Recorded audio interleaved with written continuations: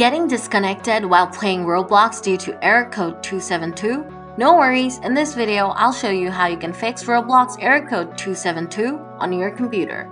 So let's get started.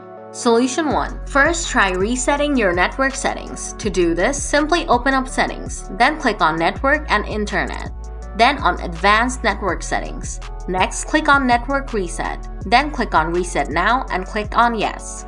Lastly, restart your computer and see if the error is gone.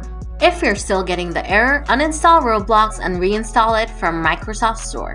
To uninstall Roblox, simply open up Settings, click on Apps and then Install Apps. Now scroll down and find Roblox Player for User. Click on the three-dot button next to it and select Uninstall. Click on Uninstall again and Roblox will be uninstalled from your computer. Now search Roblox and install it. Once it's done, just hit the play button and you should be able to play Roblox without this error.